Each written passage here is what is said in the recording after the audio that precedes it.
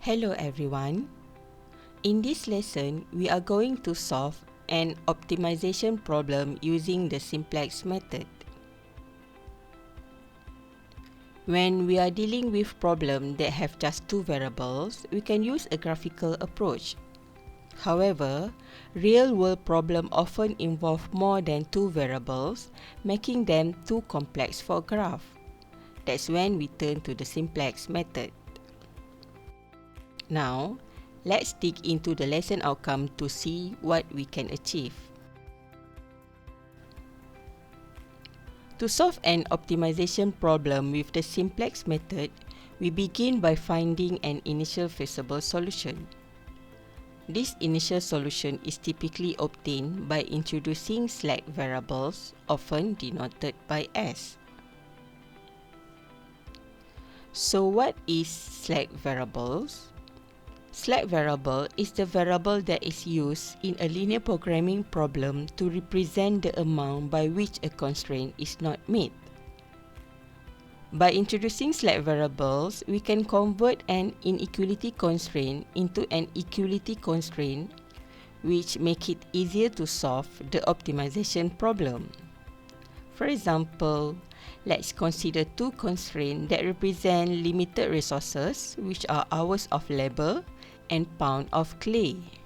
The value on the left side of each constraint represents the amount of resources used, while the value on the right side represents the amount available.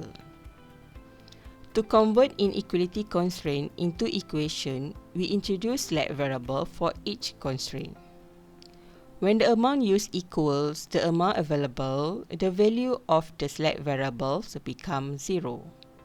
For example, if we have used all 40 hours of labor, it means that the amount of unused resources is 0. So, S1 equals 0. Suppose our current solution is X1 equals 23 and X2 equals 7. If we plug these values into the first equations and solve for S, we can figure out how much we haven't used. So in this example, the slack variable S equals 3, which means we have got 3 hours of labor still unused. With the introduction of slack variables, we are now ready to begin the Simplex method. Firstly, we need to express the LP model in standard form by converting each inequality constraint into equations. This is achieved by adding one slack variable for each inequality. Notice that we now have 4 variables to maximize, which are variable x1 and x2, as well as variable s1 and s2. We have succeeded in writing LP model in standard form. Now, let's move on to the next step, which is to construct the initial simplex tableau. To construct the initial simplex tableau, we will put all the coefficients of our LP model into tabular form. The first column of the table represents the profit per unit. The coefficient value is 0 since it belongs to the slack variables. The first row is the profit per unit row. We put the coefficient of the objective function here. For the initial table, we will put the slack variable in the basic variables column.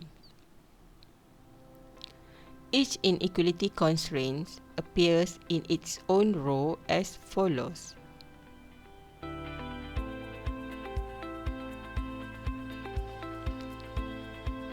For the initial tables, the value of Z row is 0 and the value of Cj minus Zj row is obtained by subtracting Zj from Cj. Finally, we obtain the complete first simplex tableau. Now, let's read the solutions.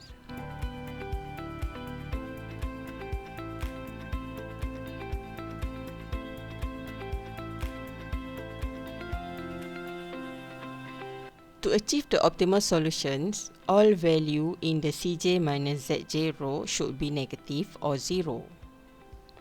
As we can see, we haven't reached the optimality condition yet because there are positive value in the Cj minus Zj row. Therefore, we need to continue and find the second table. To continue with the simplex table, we will conduct the following procedure.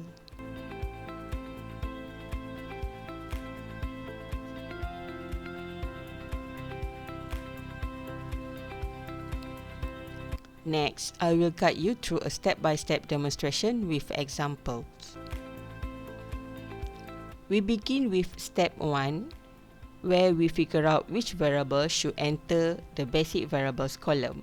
The entering variable is the variable with the highest value in Cj minus Zj row. In this example, 50 is the most positive value in this row, and the column related to 50 becomes our pivot column. The decision variable that is going to enter the basic variable column is x2.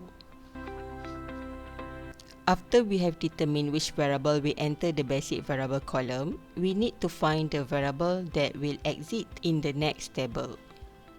In step 2, we divide each amount in the quantity column with the amount in the pivot column. The row with the smallest non-negative is called the pivot row and defines the exiting variable in the next simplex table. We can see that the variable that will leave the basic variable column is S1. The intersection of a pivot row and pivot column is called pivot number, which in this example is 2. Next, we will compute new values for the pivot row. We need to change the pivot number to 1 and the other coefficient in the same column to be 0. To change the pivot number to 1, we must divide it by 2, and all the other coefficients in the same row must also be divided by 2. These new values will be transferred to the second table. In the second table, we will replace S1 with x2 and S2 will remain unchanged. Okay, we can see that the pivot row has been replaced by the new values. Next, we have to calculate the value for the remaining row.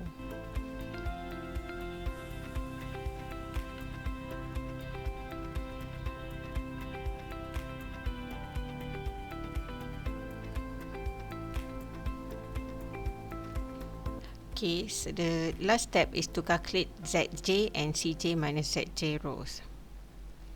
Okay, to calculate Z values for each column, we need to multiply the coefficient in the Cj column by the corresponding value in each column.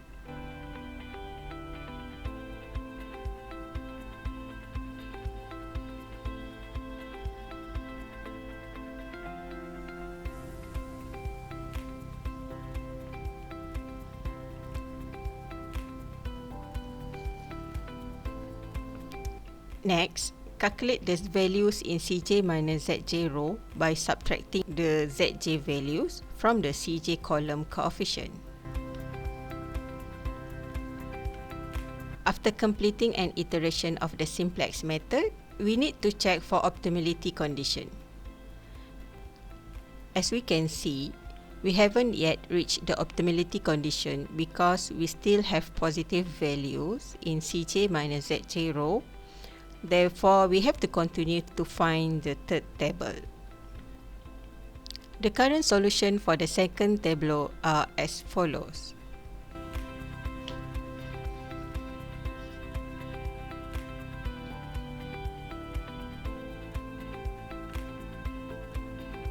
Let's say we have completed step 1 to 4 in the simplex solution procedure. Next, we will proceed to step 5, which is to calculate Zj and Cj minus Zj rows.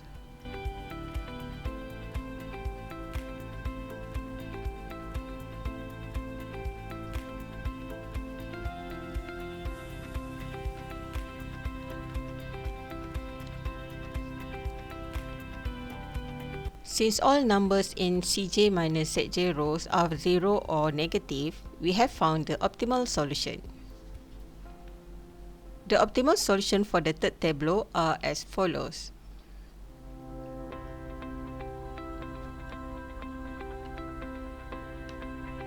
S1 and S2 represents unused resource, and the value is 0 means that all resources are fully utilized. In optimal solution, total profit is maximum, which is 1360.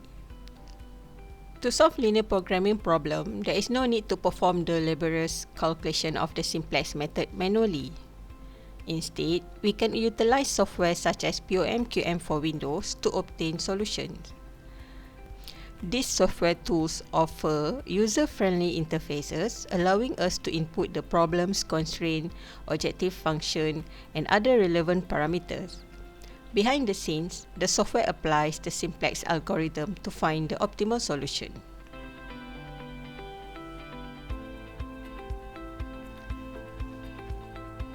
Let's learn how to solve linear programming problem using POM-QM. From the menu at the top of the screen, click on Module, then click on Linear Programming. Next, enter the data for number of constraints and variables. Next, enter the coefficient of the objective function and the coefficient of the constraint into table. From the menu at the top of the screen, click on Solutions, then click on Iteration. The output generated from this procedure is shown below, and the solution list can also be displayed. By utilizing software, we can simplify the optimization process and spend more time on problem formulation, result interpretation, and scenario exploration, while minimizing the risk of error associated with manual calculations.